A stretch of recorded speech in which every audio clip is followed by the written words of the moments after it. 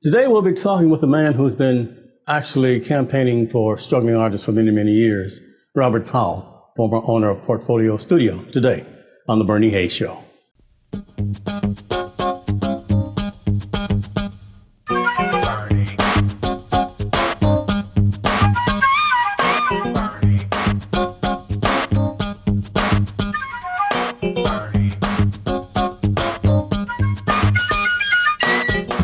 And welcome back. Robert Powell, how are you? I'm doing well, Bernie Hayes. How are you doing? You're looking well, Bob. Hey. You know, for many, many years, you've been trying to find equity, not only for African-American artists, but the whole art world. How's that coming, Bob? Well, we continue to move forward. Mm-hmm. But let me back up just a little bit. Sure. It was, I think you misspoke when you said former owner of Portfolio Gallery and Right. Educational Center. Mm-hmm. Portfolio Gallery and Educational Center is a not-for-profit 501c3 Right. arts organization. Mm-hmm. Therefore, not-for-profits don't have owners. I am the founder of it. Right. And we are still live in our 31st year, Okay. halfway through the 31st year.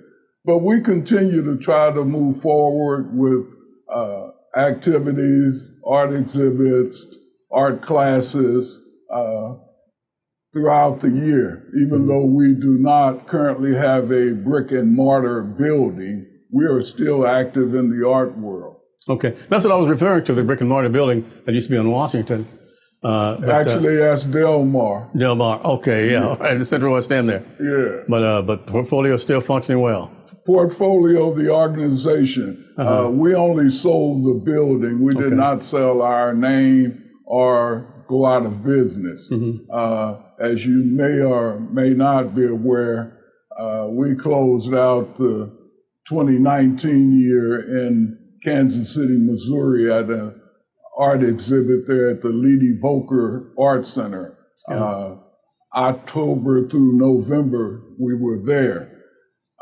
January through February, we opened here in St. Louis at the St. Louis Artists Guild. Right. And then late February, we opened in Hannibal, Missouri. So we're still out doing art shows, doing the business of our mission, which is to educate, enrich lives, and foster a greater awareness of art created by the African-American visual artists.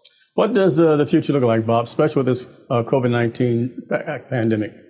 Say again, I missed that. Yeah, how does the art world look? What does the future look like, especially during this pandemic? Well, you know, the art world, I think and believe, is still moving forward. Mm-hmm. Many galleries and individual artists are doing virtual art exhibits.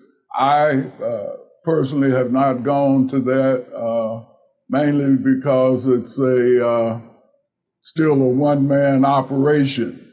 But I think the art world will be fine. I think we will find a vaccine and create a new normal. Okay. I'm not wanting to go back to normal. I understand. Sure.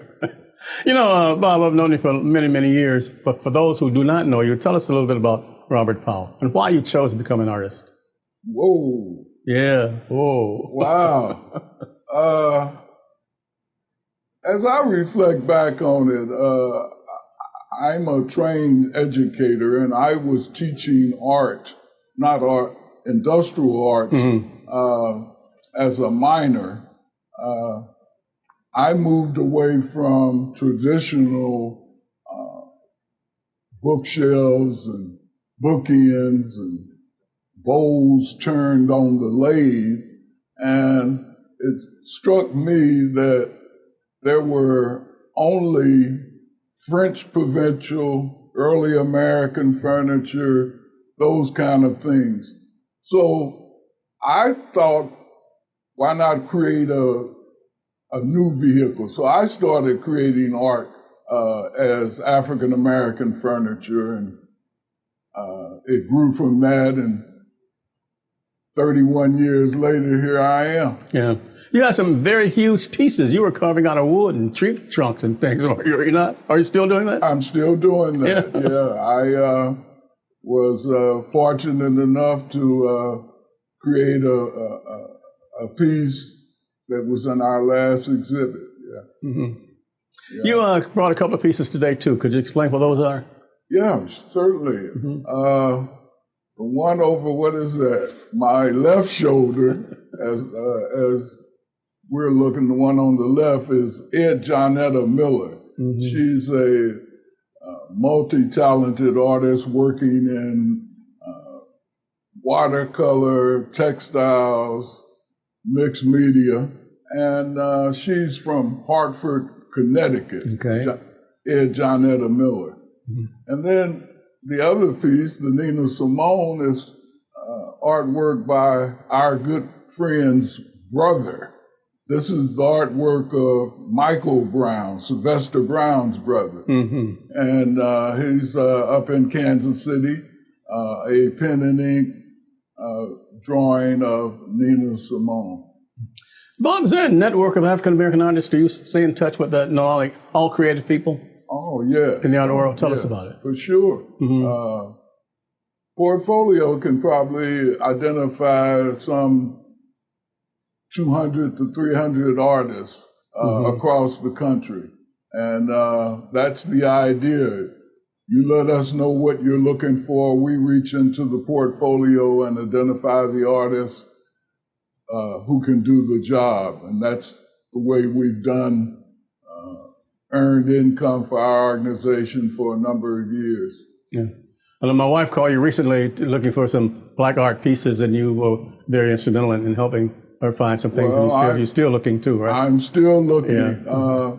I probably need to meet face to face with her and understand exactly what she's looking for. But I have some ideas. I started to bring a piece today. Mm-hmm.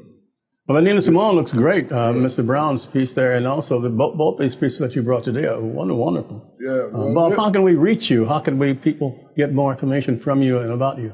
Well, they can contact us on our website, portfoliogallerystl.org, or by phone at 314-265-0432. Mm-hmm.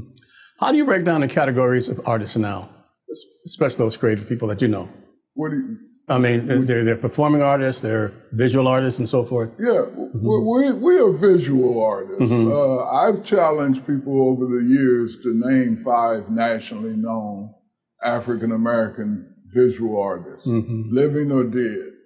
When you go to Tucumcari, New Mexico, and you mention a black artist, will they know this artist? Who are our artists? You use the word emerging. Well, most of African-American artists are emerging. I mean, we're simply not in that arena. Okay. So much I want to talk to you about, and so much stuff that you've done, so many things that you've done, and I know you're a community activist too, and I want to come back and talk to some of that work that you do in that field. In the meantime, we're at the 2428 Woodson Road in Overland, Missouri, of New Life Evangelistic Center. Reverend Larry Rice has been performing these duties for almost a half a century now. And he's an advocate for the homeless, as you know, and shelter, food, clothing, utility bills he pays. And we need your help and support. Through Post Office Box 473, St. Louis, Missouri, 63166. You can supply that support. Make that investment in New Life Evangelistic Center. Make that investment in a person's new life. We'll be right back with Robert Powell after this. As year after year, dark clouds of hopelessness might have rolled across the horizon, I thank God for my friend Bernie Hayes, who's continued to have a message of hope, who's continued to address the issues, who's been a bright light in the midst of the darkness. What a blessing it is to know him and to see God's light and love flowing through him. But now you have an opportunity. So many hurting and homeless people are out in our community. Many, many more people are suffering after 1411 Locust was shut down. You can be that bright light if you'll simply call us at 314-421-3020 and get the petitions, circulate them among registered city voters, and help us get 1411 Locust open back up. We need to let God's light and love flow through us. These individuals are hurting at this particular time. Many of them are being brutalized by the system as a whole. They don't have cell phones to record times that they're misused and pushed from place to place by the police. So many of them don't have the smartphone that'll record that and the rest, so they suffer quietly. You can be their voice at this particular moment. You can remember the words of Jesus when he said, as often you've done to the least these, even so you've done it to me. Will you call 314-421-3020, help circulate these petitions among city voters so we can get the registered voters and get it on the ballot during the next mayoral election in the city of St. Louis. It can happen if the people of God, caring people right now in the darkness and hopelessness so many experience, will be that bright light. In memory of George Floyd and others that have suffered, will you move forth at this particular time? Again, give Mark a call at 314-421-3020. Get the petition, circulate among those that are in need, and know that you're making a big difference for good. Let's offer hope to the hopeless. Let's reach out and offer help to those that feel so helpless at this time. Let's give them a place of refuge that they can come to. Let's reopen 1411 Locust. Let the voters decide. Please get the petition now by calling 314-421-3020 and make a big difference for good. Welcome back. Robert Powell is my guest. He's an artist. Robert, you support most of the organizations that you've even come in contact with, not only here in St. Louis, but all across the country. Tell us what inspires you, because I know you're not only an artist, but you're an activist also. You're involved in community affairs. Tell us about Robert Powell, the activist. Well, the activist part of me is that the African-American artist doesn't seem to get the same opportunities to be recognized, to live out their inspiration, their dream. So for many years, that's what Portfolio has done. 31 years, we've been championing the African-American visual artists and putting forth, and I hate to start naming names, but artists that most people don't know of, but they're outstanding artists, like the two that I brought today: Michael Brown, Ed Johnetta Miller, Dean Mitchell, Leroy Allen. There's Lonnie Powell. I'd be remiss if I didn't mention him. We're trying to become storytellers of our history. And that's what artists do. We tell stories through names, through naming of the art piece. And we just like what's going on. We want to breathe. We want to grow. We need that support from individuals who believe that the visual artist has an opportunity, should have an opportunity to practice their livelihood. Any support from the state and local or charitable organizations? Yes, we've had over the years help from the state, Missouri Arts Council, Regional Arts Council, Arts and Education Council. You know, we're the recipients of the Excellence in Art from Arts and Education Council, the recipient of the Missouri Arts Award from the state. But one of the things that I've always, since I learned of it, was we should be seeking to become a member of the Metropolitan Zoo Museum District, which is a tax-based organization that funds the 5 major institutions, the Art Museum, the Zoo, the Science Center, Botanical Garden, History Museum. Right. And there's legislation that has been passed, but we need a voice larger, broader than mine to tell that story, to let people know that if established, the African-American subdistrict would have guaranteed yearly approximately $10 to $11 million to operate.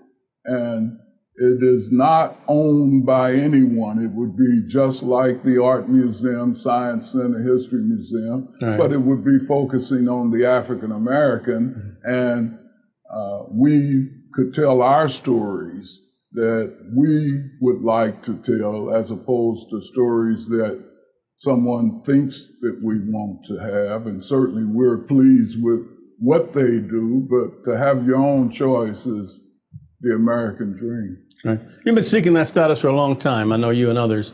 What's the future of it, Bob? Do you think you're ever going to think that district will ever going to? I think like I said, I think what we need is a larger voice. Okay. I don't want to name names, but we know the names around St. Louis region who could pull it together. Sure. I recall when Martin Matthews redid the boys club over there.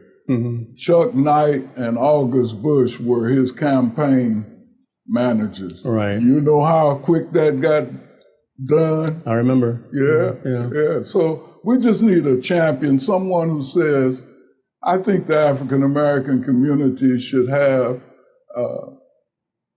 a facility, an institution that tells its story. Bob, how can the persons watching us now help assist you in that way? Look up the bill. It slips my mind now, the bill, but Zoo Museum legislation, and it will show that legislation has been passed to establish it. We must get it on the ballot in the city and the county. Simple majority would make it law, and that costs money to put it together. So we need money. We need a voice that could rally the people. As you said, I've been on it a while. I'm not sure I know the route, but I do believe strongly that we should have that institution. Okay, give us once again how to reach you, how they can support you in that way. Portfolio Gallery. Our website is portfoliogallerystl.org, and our phone number is 314-265-0432. Do you meet anytime regularly? The organization itself? Oh, yeah, we are, as I said, a not-for-profit. We have, board meetings. Yeah, is that what you're talking about? Yeah, and also the other organizations that would assist you in trying to get this metropolitan district. No, we don't have a organized group that is trying to do that. No. Many are still involved on their own, but not as a group. Bob, you've been working on this for a long, long time. Why do the people like the Art Museum and others who are receiving all these billions of dollars from the state and other entities, why have they overlooked the African American community? Why? Well, Brady, the why is the same situation we're experiencing now. Not the COVID-19, but the I can't breathe. Yeah. We just not been a part of it. We've been asked to melt into it, but that's not been anything that really has happened, You've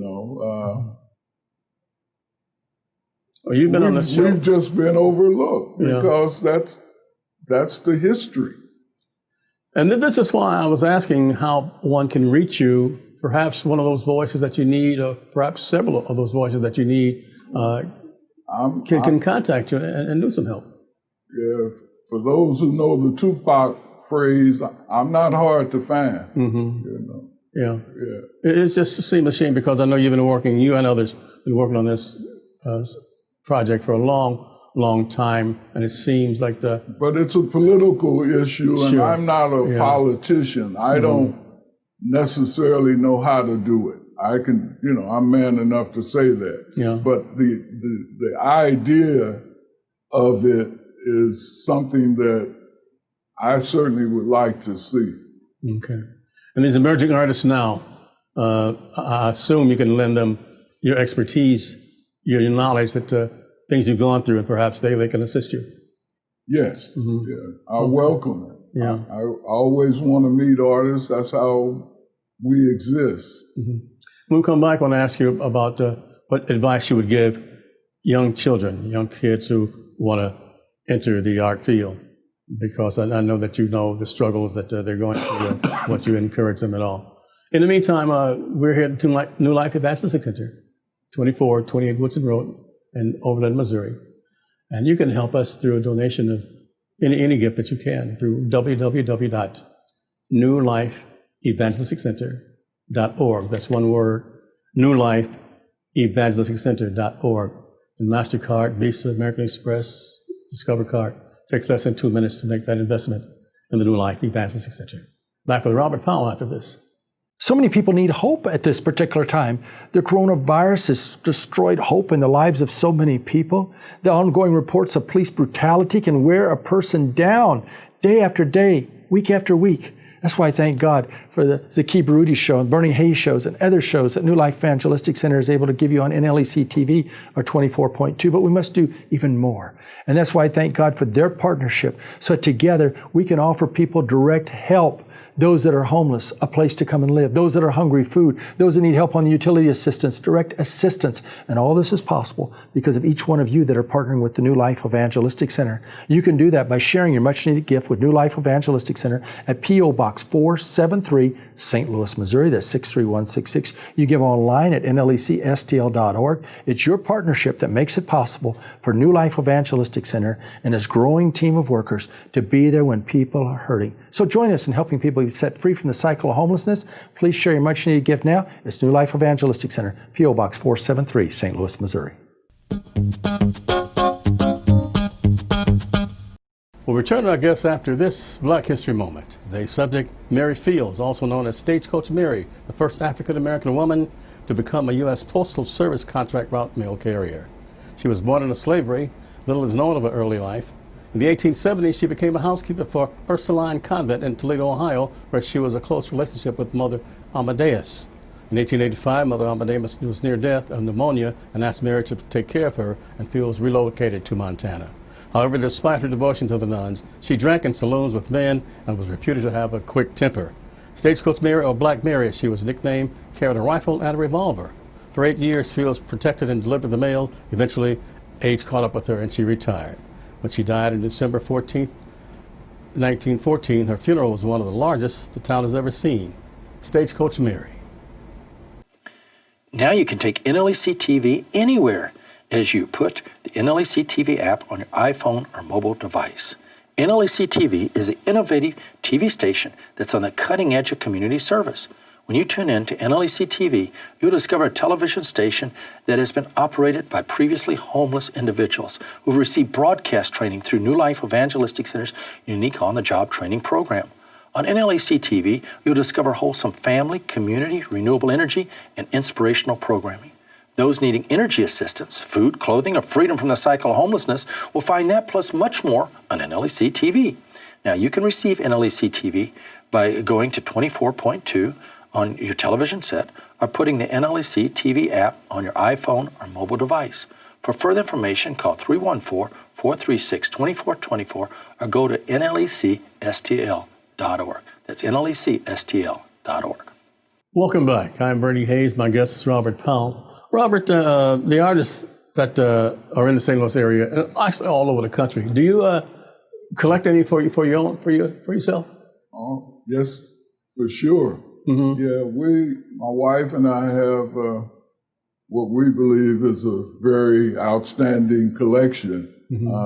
The two pieces that I brought in today are from our collection. They're not pieces for sale, mm-hmm. but I was hoping to show the broadness of portfolio from Ed Jonetta in Connecticut to Michael Brown in Kansas City. We have artist contact in California and Arizona, lots of places that we identify artists. I am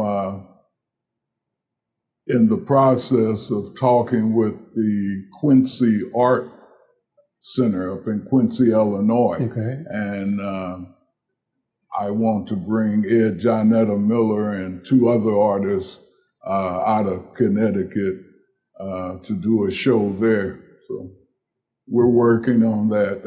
That's what's in the pipeline. Okay.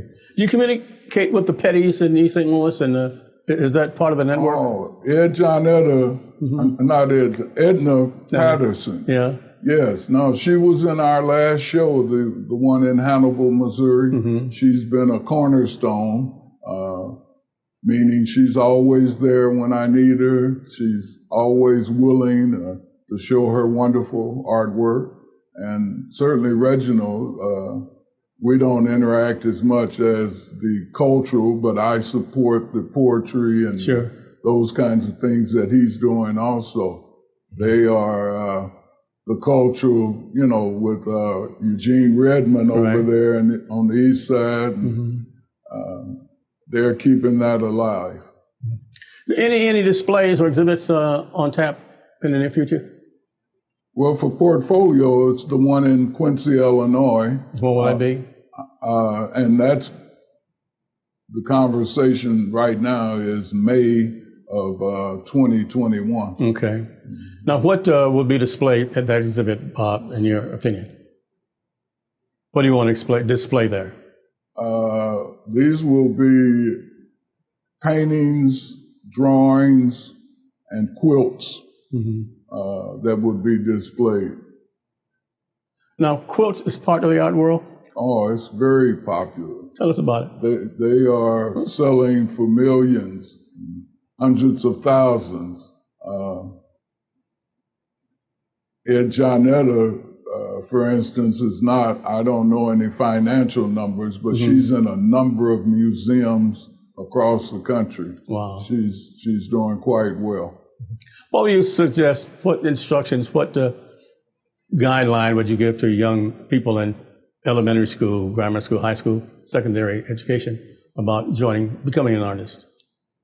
Well, I would probably want to start with the parents. Okay. See, sometimes I say we do it for the kids, but if the parents don't know it and the kid or care anything about it, what's the chance that the artist is going to be encouraged? Yeah.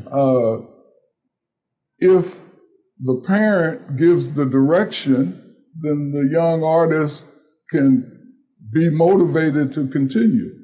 Dean Mitchell, the creator of the Louis Armstrong postage stamp and 6 of those jazz series, speaks all the time about his grandmother who bought him crayons and encouraged him to draw. So they need encouragement would be my one word. Okay. Once again, before we leave, how can we reach you?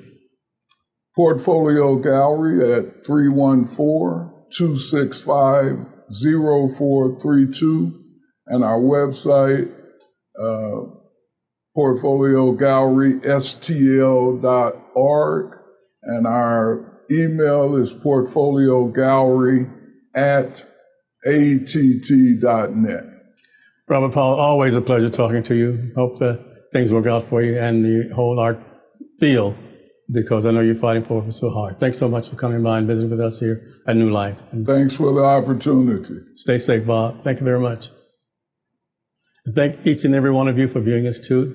Continue to support the New Life Evangelistic Center, Sound 24.2, and Reverend Larry Rice and all of his associates. I'm Bertie Hayes. Have a great day.